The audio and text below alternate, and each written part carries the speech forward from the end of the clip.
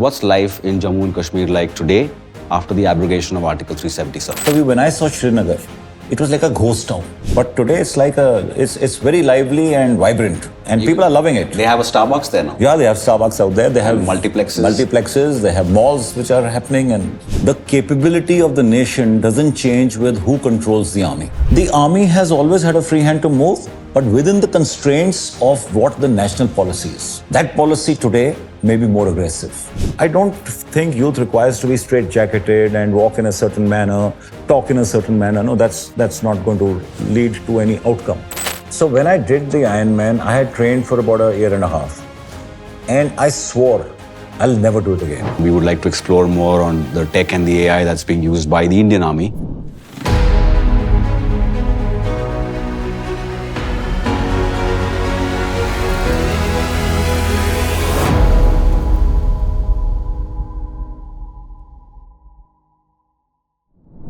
Namaste and welcome to this edition of the OddCast show. Today we have Major General Vikram Dogra ji with us. We already feel safe that he is here. And since you are a man of action, I want to jump straight into the action. And the first question I have is, which is a very burning question that all of us have today, is what's life in Jammu and Kashmir like today after the abrogation of Article 370, sir? A lot has changed. You know, after 370 was abolished, there's been development. The tourism, the numbers have increased phenomenally. And people are more at ease on the roads. You would have seen when they showed the G20, one of the sessions took place in Srinagar. It was a smart city that they've converted Srinagar into. Right. The markets are open till 11 at night. It's like any other metro where people are going to the shops and stuff like that. So I feel that from the point of view, when I saw Srinagar, it was like a ghost town. You know, you had to travel with protection. You didn't know which side a bullet would come at you from. It was eerie. But today it's like it's very lively and vibrant. Wow. There's been development, and recently you would have seen that they also had the F1 circuit around the Dal Lake. I saw had that. Guys, in those fancy cars, and it was well watched. They had guys doing stunts on motorcycles. So the whole environment has become like any normal city. And people are loving it. They have a Starbucks there now. Yeah, they have Starbucks out there. They have multiplexes. They have malls which are happening and things like that. I think it's really been How has the average citizen reacted to all this, sir, after, 70 years of not having access to anything? Now suddenly they have this economic boom happening over there, and there is so much of, new things that they never saw. They never experienced, they never felt. How is the general, is there a happiness index? If there were a happiness index there, versus what it was yesterday and today, how would you prescribe that? See, the youth out there has always aspired for everything that they're getting today, because due to social media, they were seeing it across the world and across India also. Right. Less their own place. And now that they're getting it, I'm sure the satisfaction levels are high. I have not really privy to any statistics which may have been done or a survey done to find out the index of happiness, but I think it's reasonable to assume that they are much more satisfied. I come from that state. Oh, really? Yeah, I'm from Jammu. Okay. And I have seen what life out there was with 370 and now the changes that have taken place. And there is surely much more happiness and satisfaction. Right, yeah. Right. It sounds odd to hear for the first time in our lives that, people are happy there. Because when I was growing up, the last 45 years of my life, I always heard about bad incidents in Kashmir. And since this, I'm only listening to, good stuff coming out of there. So but that's great too. 1977, I have done surfing on the Dal Lake. Wow. Okay. Thereafter, in the 80s, the problem of terrorism started and everything went on a downhill movement. And now the revival is there. If you look at the kind of occupancy levels of the hotels, the quality of the hotels out there, everything is on upswing. Even airports, etc. Yeah. There's a lot of infrastructure developed. Yeah. There are also villages, I'm told, which are receiving electricity for the first time in their lives. The first time of their yeah. So that's great to know. Also, sir, another question that generally, when I sit with my friends at, over a drink or, just a casual chat, we always discuss that here in our country, we have a civilian government which is running the army. versus our problematic neighbor, which has an army running a so-called civilian government. So, how do you perceive this as a matter of threat, as for national security? What are we doing to gear ourselves up? Because it's a state where anyone could just press a button and attack us. Well, I don't think it's a reason of concern. Okay. There's no cause of concern out here because the capability of the nation doesn't change with who controls the army. Okay. The capability of the army is limited to whatever it is. It's the person in control, being an army general, may make it more prone for them to be rash or, I would say, aggressive in their reactions. But the flip side to it is that the economy and other aspects of the country always suffer. And you are aware of what state they are in today. Yeah, I mean, they are at the bottom of every economic table that we can look at. But so are you trying to say that war has a major effect? I mean, like, you need a lot of money to run a war? Is that what you're getting at? Of course. Because you can only fight a war if you have the economy to support it. Because it's a very expensive business. Affair. In terms of not only imagine the kind of casualties, the kind of expenditures, the impact on your tourism, on your trade, on everything, on every aspect. The whole economy probably will be set back by a couple of months, if not years, when you go into a war. So an army general being in control, like I said, can only make it more aggressive. But then the capability is dictated by what you have in terms of your economic might of the nation. Right. And your resources. And your resources. Right. So I don't think we need to worry about that. Great. So also, sir, another question I had is, we keep hearing in the newspapers nowadays and on social media that these silent assassins are working overtime in different countries, and everyone is trying to tie them down to the Indian government and saying that, the Indian government is doing this. So is this something new, or has this been happening from before? Well, silent assassinations have been happening, I think, from centuries. Right. If you remember, when General Dyer carried out the Jallianwala Bagh massacre out here, right, there was a Sikh youth called Udham Singh, who went to England and killed him. So whilst it was not a silent assassination, it was an assassination. Right. Similarly, General Vaidya, our That's in Pune. chief, he was in Pune after retirement when somebody assassinated him out here. Now, all these were assassinations which have happened, and we've also read about the Israelis, the Mossad, the Israeli secret agency, carrying out these assassinations in different countries. So it's a fact that assassinations do happen. Whether you can link the assassinations that we're talking of, which happened in Pakistan or Canada, to the Indian government or not, is only a question that can be answered by those who know the answer to it. But the fact is, they do happen and they can happen. Right. But it's a good thing, right? I mean, like, if we have been, if someone is taking care of our enemies, that's a good thing, right? I mean, we should be proud of it. Even the country where he died, say Pakistan, and you killed a guy who's on the most wanted list, like Osama bin Laden, was a terrorist, who was acclaimed as a terrorist, and he was taken down by the Americans in Pakistan. I don't think anybody needs to grieve about it.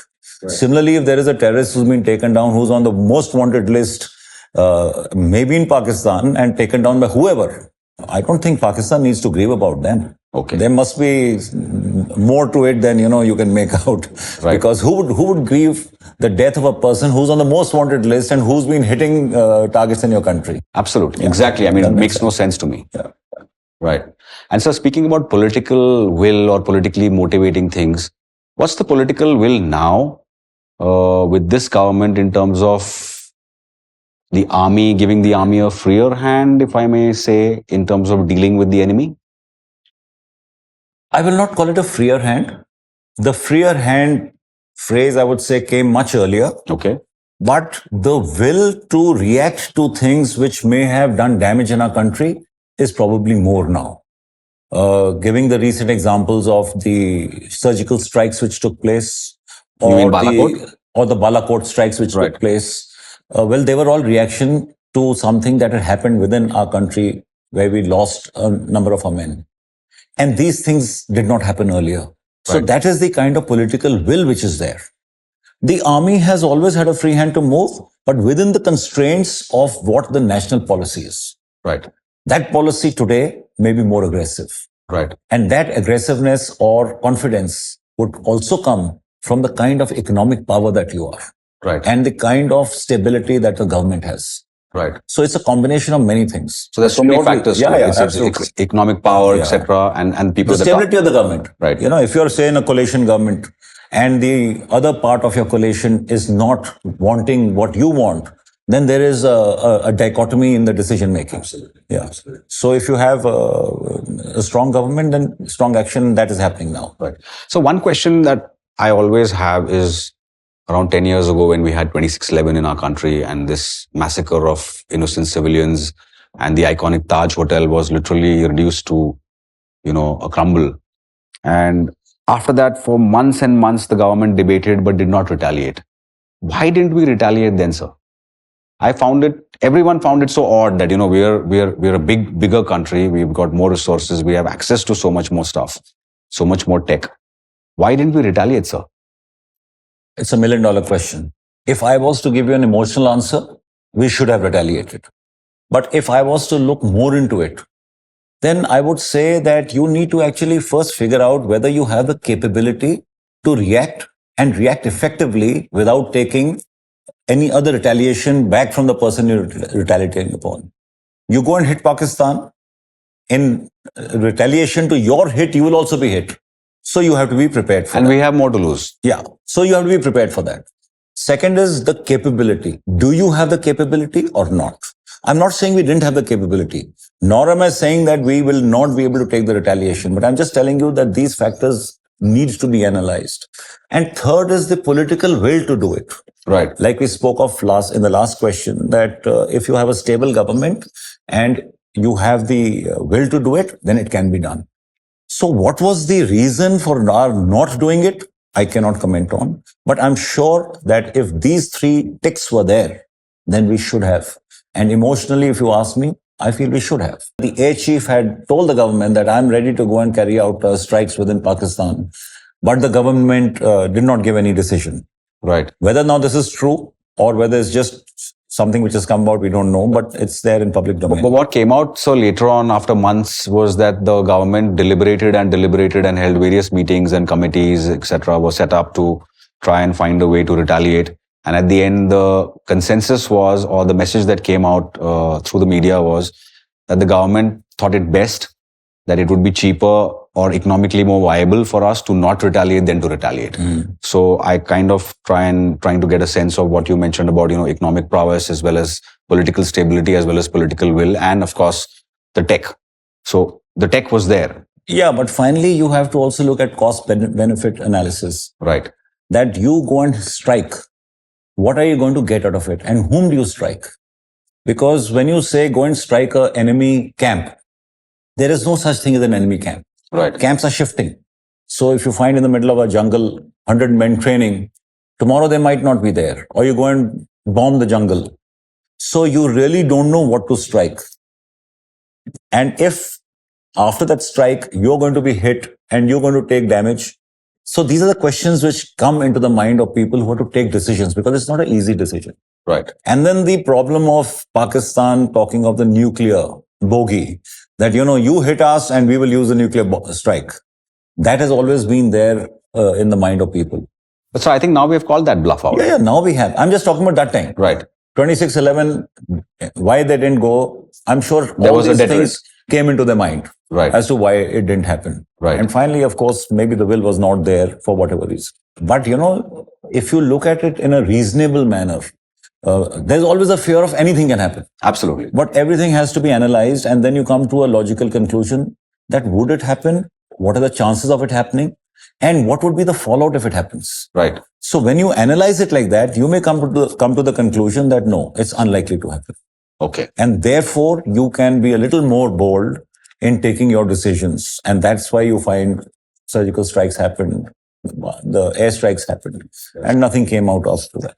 Right. As also, sir, in especially in the valley, which has been, problems have been occurring since the last 70, 75 years of our independence after the separation with India and Pakistan.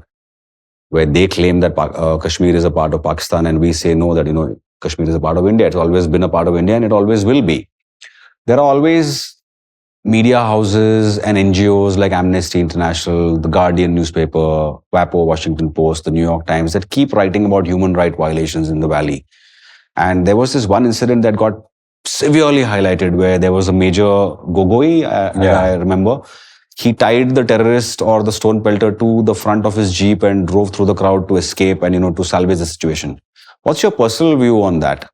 My personal view is he did a great job. I think for that major at that moment, the foremost thing in his mind was the safety of his men and of himself. Right. And the only way he could do it without carrying out collateral damage. I mean, he had arms and ammunition with him. He had a choice to open fire and kill thousands and thousands in the crowd. But he didn't do that.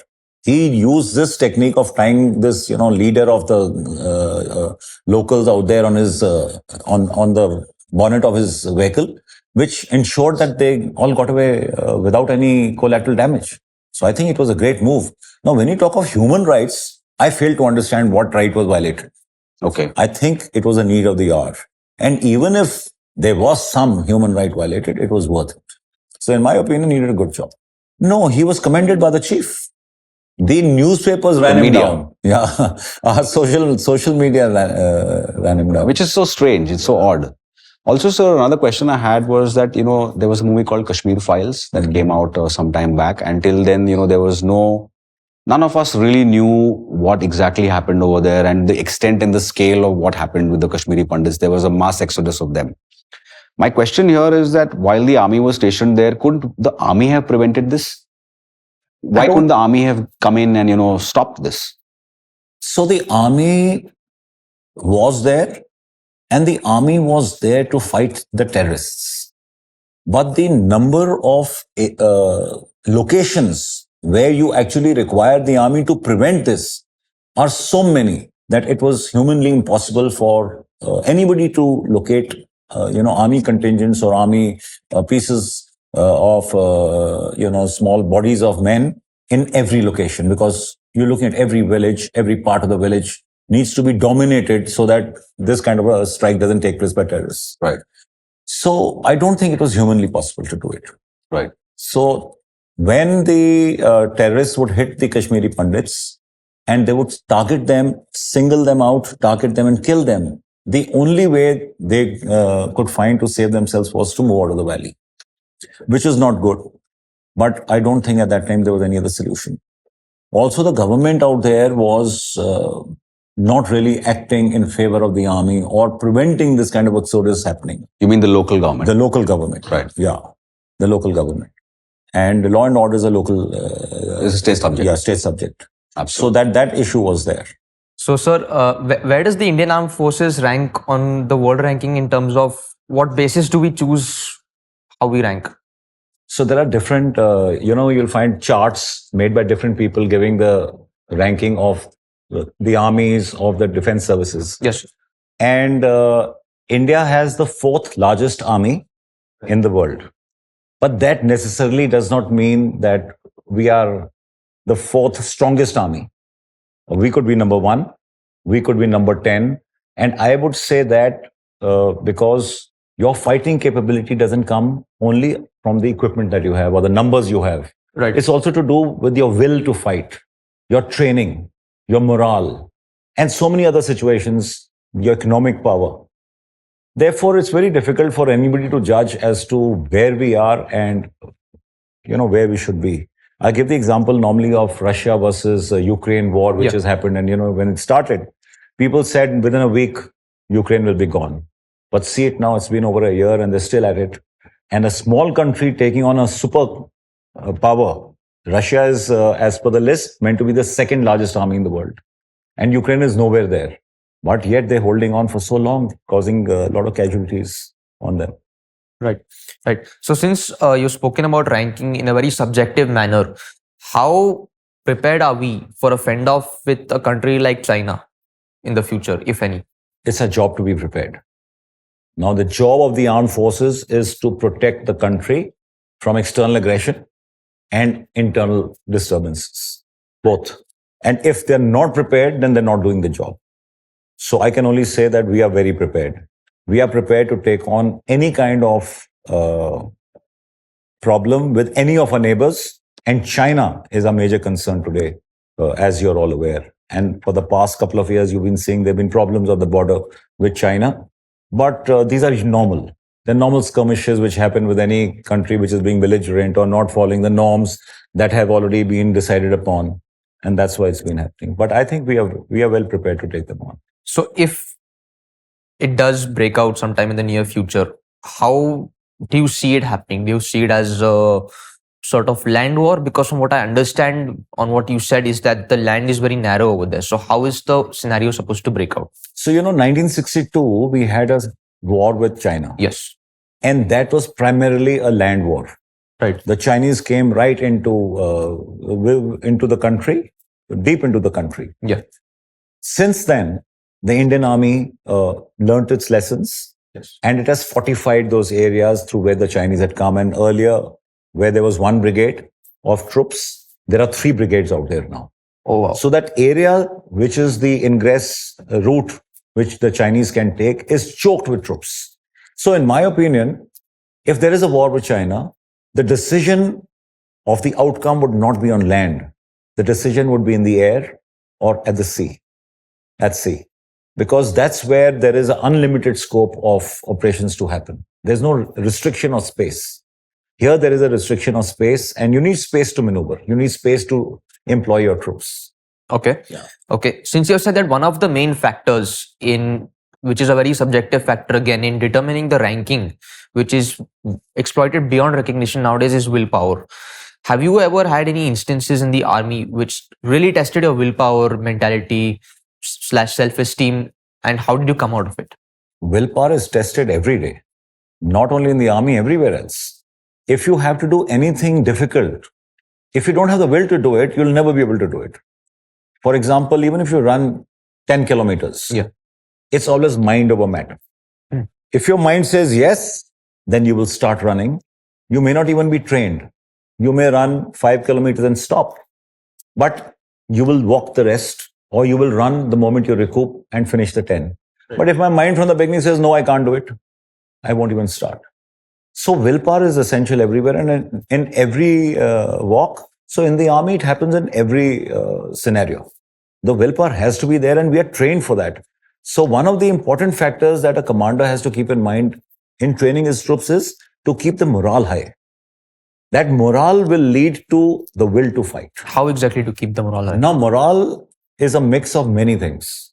The satisfaction that you want in life, if it is given to you, then it's like a hygiene factor, which makes sure that your morale can be high. But if you're lacking in your basic, like roti, kapda, makan, which we talk of loosely, if I don't have roti, kapda, makan, then it's very difficult to expect me to have a high morale or high will to carry out the task, which is difficult.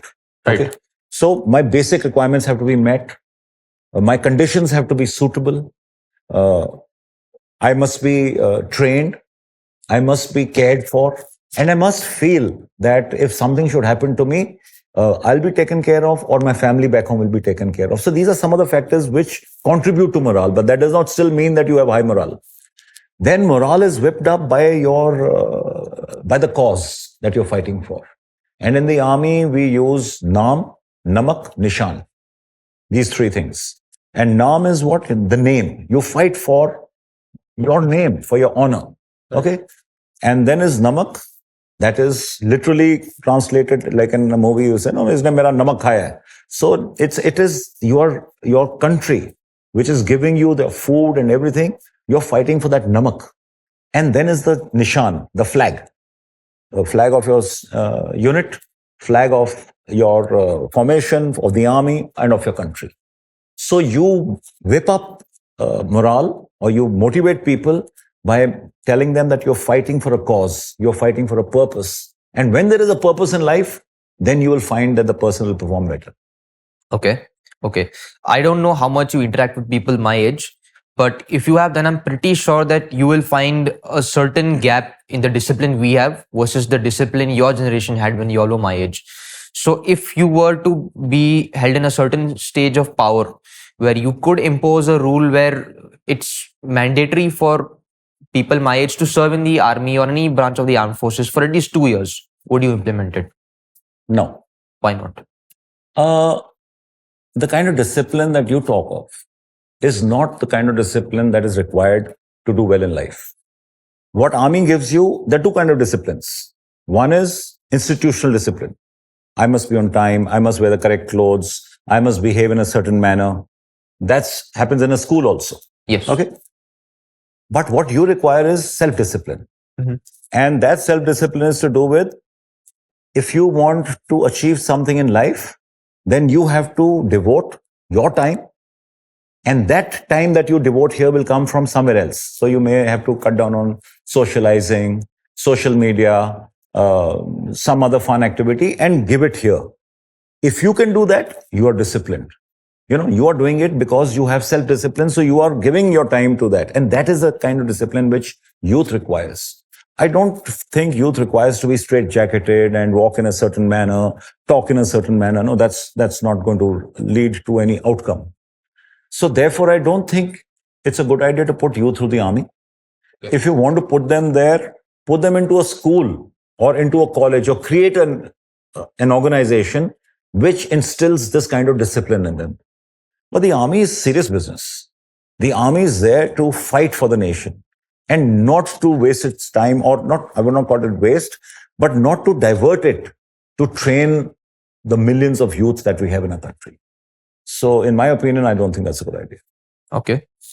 Okay. And also, when you're going into the battlefield and certain thoughts are racing through your mind, you may be having a really fast heart rate because you're nervous. So how would you train yourself?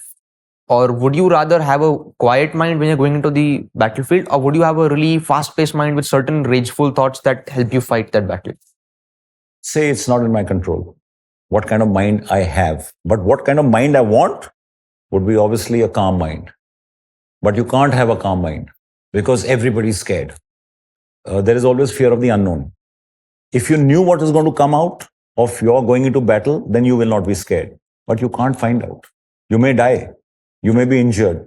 You may be captured. So many things can happen to you. And all those thoughts are going through your mind. So the person who can control those thoughts, suppress them, and then think and focus on what is the job to be done, I think if you can do that, then you're a winner.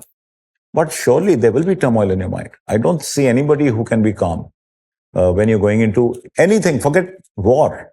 Say you're going for an examination. You are rehearsing in your mind, or you are revising. You are also visualizing how you're going to answer, what kind of questions may come. If you can be calm, then you've done all your preparation and you are at that level of preparation and you can be calm, then you're an achiever. How many people can do that? I could never achieve it. I tried my best. I was always, my mind is always working. Even sleeping at night, it'd be thinking of what you're going to talk about the next day, or what you're going to write, or what's going to happen in the outcome. So, sir, since you've spoken so many things about thoughts racing through your mind as you enter a battlefield or even an examination room, I saw your TED talk about where the title is Anxiety, My Friend. Would you like to elaborate about that? How exactly do you perceive it? Yeah, so a lot of people are scared about anxiety. Yeah. But I feel anxiety can be used as a force multiplier. What is anxiety? If you go back into the historic perspective, when there was the caveman, every time there was fear of danger, the heart starts beating faster, your breathing increases, and your body is subconsciously now preparing to take on the danger. So that anxiety is preparing your body. Now you translate that to today. You have an examination coming up. You are feeling anxious about the examination. So what are you going to do? You're going to start preparing for it. Because there is anxiety, you will prepare, and you will prepare well. And only because you'll prepare well, you will come out well in the examination. But imagine if there was no anxiety. You won't be bothered. Yeah. You would be laid back, and you would go into the examination without bothering, without laying back and being without bothering and being laid back, and you may not come out as well as you thought you should. Correct. Correct. So now the problem is how to make use of your anxiety. If you know that anxiety is a warning to you, a warning sign by your body to you that something of consequence or something of importance is going to come, that is why all this is happening. Then the moment you know the problem, the effect of it reduces. Right. So, in my opinion, you can understand anxiety and then you use it as a tool. Like anxiety is an emotion, anger is an emotion. Now, it's good to have anger if you can control it. Uncontrolled anger is bad, that you just lose your shirt and you start blasting people. But controlled anger can be used as a tool to be effectively conveyed to people that, listen, I'm upset. And because I'm upset, that person will, start probably doing things in a better manner. Similarly, anxiety can be used, if you can control your anxiety, then to prepare yourself and do better in life. Okay. Have you ever been through any professional setback that again tested your emotions? I understand it's been tested on a daily basis, but was there something really bad that happened to you and how did you get out of it? Yeah, so 35 is into my career. I went through a professional setback. Okay. I'll give a little background to why I felt the way I did, because when I started my career from the Indian Military Academy, I passed out at the top of my course. I got the Sword of Honor for being the best all-round gentleman cadet, the gold medal for being first in the Order of Merit, and I got a medal for best in marching, best in fitness, best in shooting, and best amongst those who joined the armored corps. So I was right on the top. Thereafter, in my career, I did 8 courses of instruction. Yeah. And I topped 5 of them, and I got an alpha grading in all of them. And my commands of my regiment, the brigade I commanded, the division I commanded were all excellent. So I was on a high horse. I thought, now, I've achieved it all, and I'm going to be promoted to Lieutenant General. I was confident, or I would say I was overconfident. But when the results came out, my name wasn't there. And that hit me really bad because I wasn't prepared for it. So when I made inquiries later to find out why it happened, I knew there was some petty politics that had happened, which resulted in this. But nevertheless, I've blamed myself. I felt that it was me. There's something missing in me that I didn't make it. And that hit my self-esteem. Mm-hmm. I started hibernating. I felt ashamed of meeting people. I won't attend parties. And this carried on for almost 10 to 12 months like this. And it was downslide. And when you're in that kind of state where you are feeling lousy about yourself, your self-esteem is low, it hits you so bad that I started losing my confidence. And then I found that after this 10, 12 months, I realized I needed to do something to get out of it because I can't go on like this. And so I came to the conclusion that if I can do something to prove to myself that there's nothing wrong with me, then I could get out of this. I would restore my self-esteem. And I started searching for something to do, which, I could do to prove to myself that I'm okay. And I came upon this event called the Ironman. And so I looked at this event. It was so intimidating because an Ironman is the most grueling one-day endurance event in the world. You had to swim 3.8 kilometers, then cycle 180 kilometers, then run 42.2 kilometers, all back to back, and finish within 16 hours. So I said, if I can do this, and I was close to 58 that time. I said, if I can train for this and do it, I will prove to myself that I'm okay. And that's how I took up the challenge and I trained and I managed to do the Ironman. I completed it in 14 hours and 20 minutes. And that helped me get out of anxiety. Okay. And not anxiety, out of this situation where I was feeling very, very low about myself. Do you think your army training helped you with the Ironman? Yes, of course. Okay. Because the Ironman is an endurance event. Right. And for endurance event, you need mental strength. And the army helps you build mental strength. Because in the army, from the time you join, your training is such that it trains you to be prepared for difficult situations. If you can be prepared for difficult situations, then that gives you mental strength. And that mental strength can be used in your daily life to deal with things.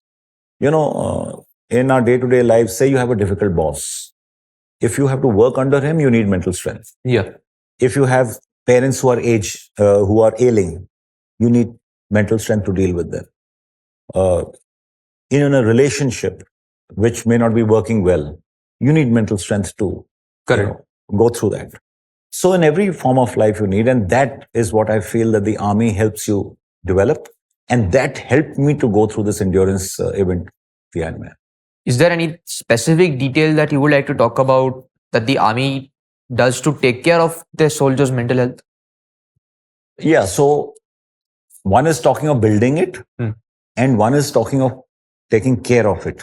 So building it is just as part of the way of life of the army, where every day is a new situation, and you don't know what's coming your way.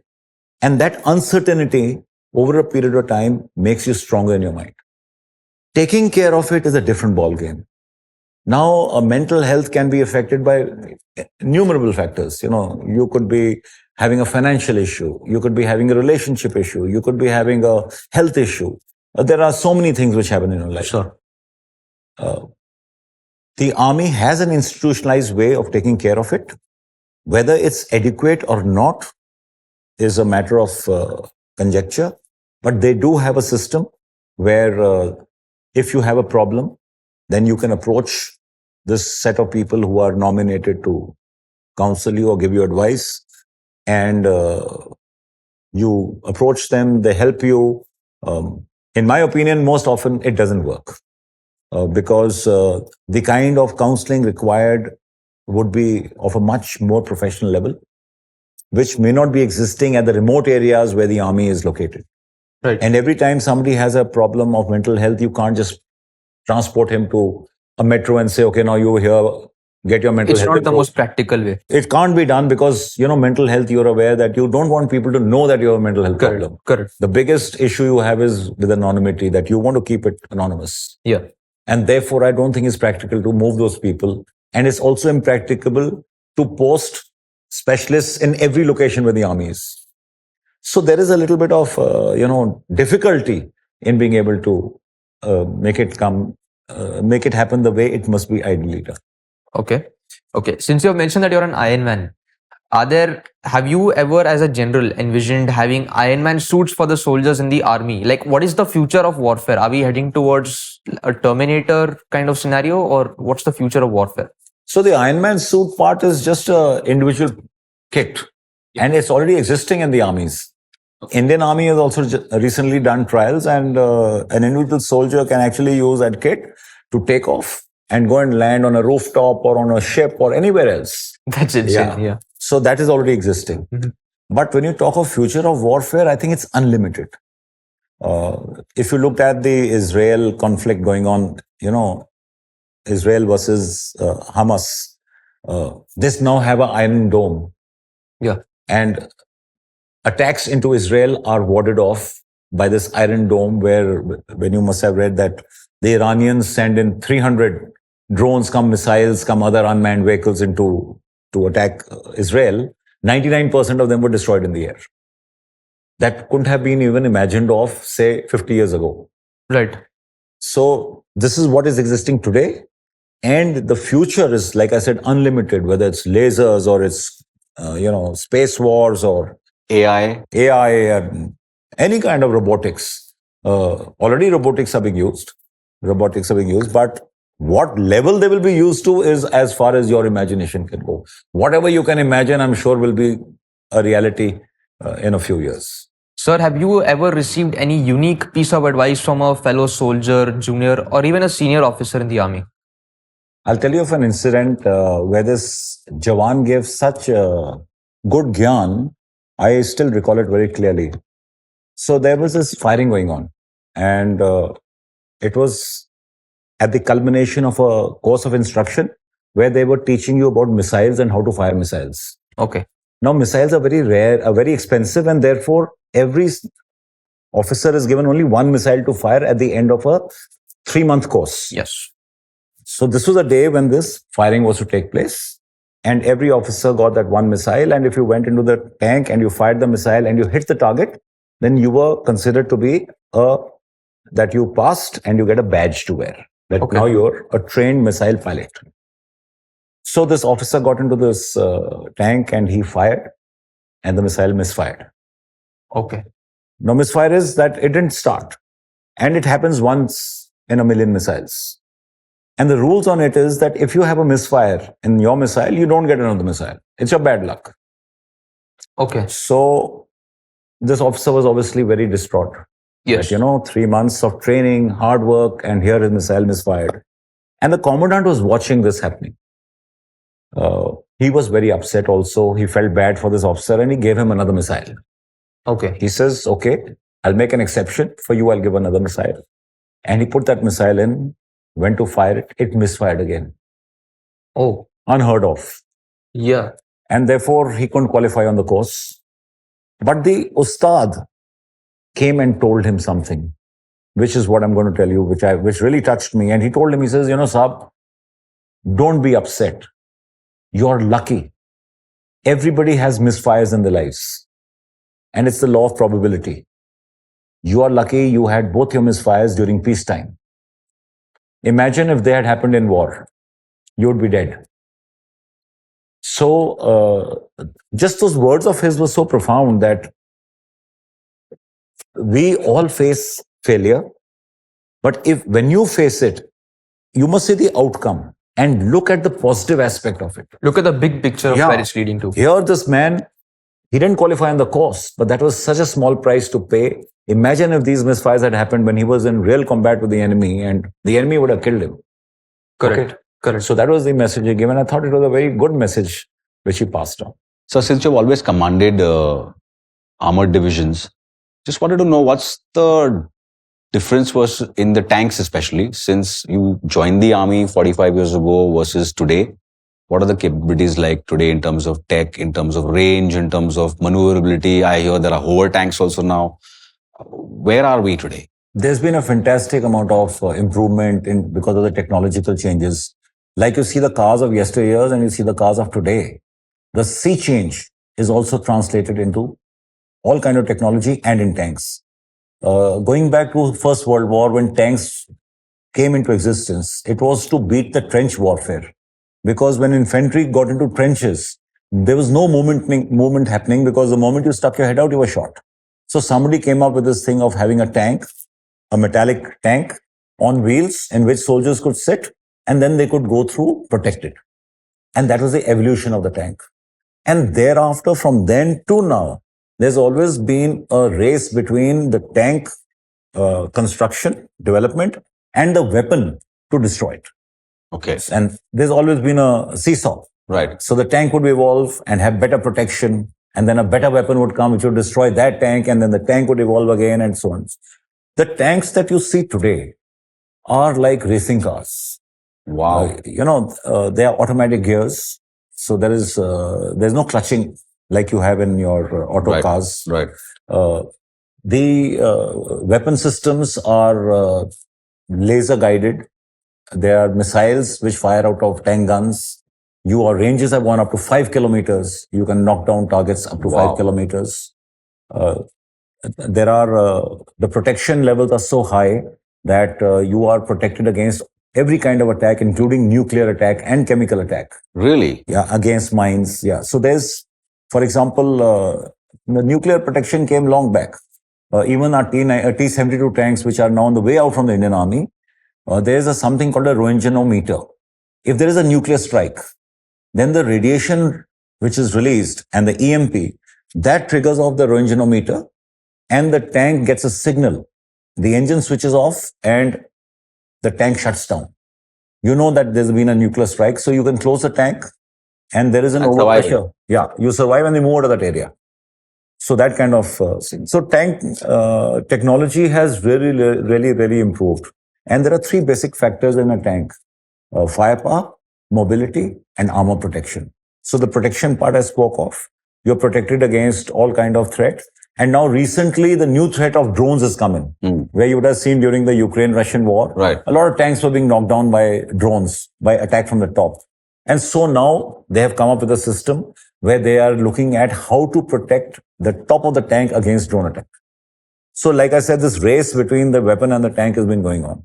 So that's the armor protection part of it. The firepower, I told you, you can fire missiles, 5 kilometers. you can fire at helicopters and 5 kilometers range. And the mobility is like a racing car. You can go across country at about 70 kilometers an hour.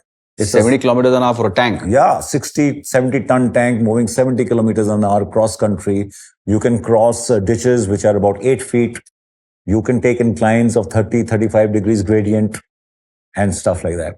So there's been huge movement up there. Wow. They're also automated systems where the radar picks up a missile coming and fires a round to destroy it. Countermeasure. Very much like what is happening in the Iron Dome. Right.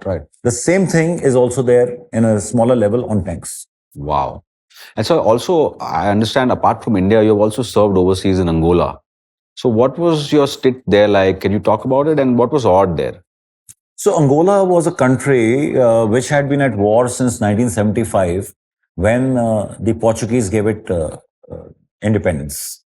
And the moment it got independence, the Russians, that time USSR, and the Americans jumped in and they carved out areas for themselves, supporting to stake claim. No, they were supporting the rebels against the government troops. Okay.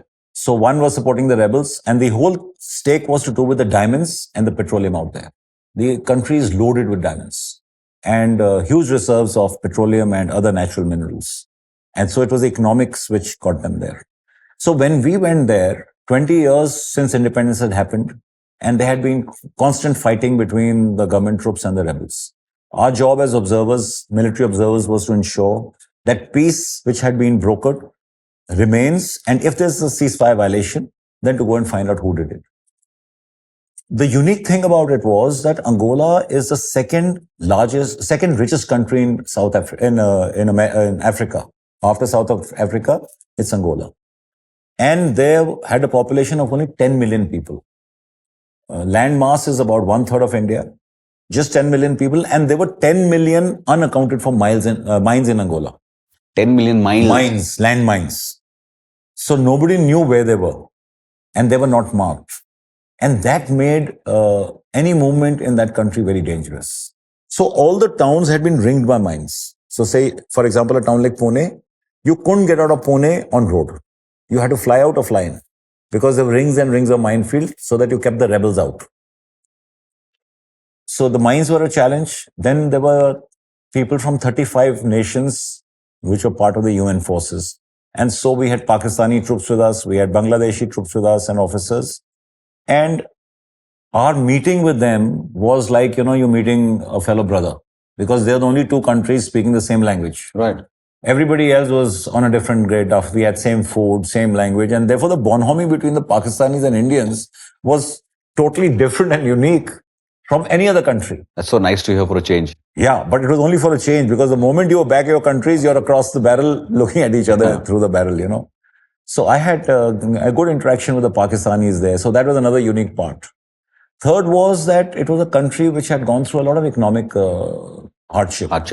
And the currency had fallen. So there were people who were armed, whose main job was only to loot, because there was no other source of income. And therefore we were briefed that if somebody stops you, give him the car, give him about $25, which you must carry with you. Otherwise, out of frustration, he'll shoot you. So those were the kind of hardships, and it was a dangerous situation. We had the CEO of a Zimbabwe battalion whose vehicle went over a mine, and the 4 people in it all died, including him. We had an Indian officer who was accompanied by 4 other officers who was ambushed. Looted? No, they died. The 4 others died. This officer got shot thrice, and he had to be evacuated to South Africa from there. So those are the kind of situations out there. But it was very interesting tenure. And so you mentioned about the Ironman challenge that you took up for, on a personal note, where you took it up, to get out of some sort of issues that you faced in your career. Did you stop at that one Ironman, or did you just, keep at it? Are you still doing the Ironman? So when I did the Ironman, I had trained for about a year and a half. And I swore I'll never do it again.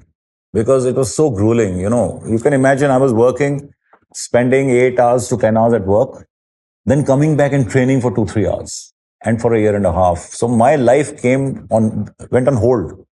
My family suffered the most because I was on a mission to get out of my own ghosts, but they were the ones suffering my situation. So I said, I'll never do it again. But 3 months into the event, after the event, I formed a hollowness and I went and registered for the second one. And then I did a third one. And I hope to do a fourth one now next year. And how old are you now, sir? Right now I'm 64. And you're going to do your fourth Ironman now. Next year. So is this a general thing that generals do? That, once they're like, at the sort of ending their career, they just say, I'll just do the Ironman. No, it wasn't so simple for me also. I had to train a lot. But when I did it, I became the first serving army officer ever to do it, and the only general in the world to do it. Wow. Yeah. So since then also, I don't think there's any other general who's done it. I think this is the first episode we've ever had where, the Iron Man mask makes sense to be there on this show. Yeah. And I'm really enamored by what all you've told us, sir. And I hope that, we have another podcast with you soon on, maybe sometime down the line where we know more about the intricacies of our Indian Army and the tech that they're using, because that's something that the whole world is now tech driven. And we would like to explore more on the tech and the AI that's being used by the Indian Army. And thank you very much for coming to our show, and Jai Hind, sir. Thank you very much for inviting me. I had a good time. And nice questions. Thanks a lot. Thank you so much, sir. Thank you. Jai Hind. Jai Hind.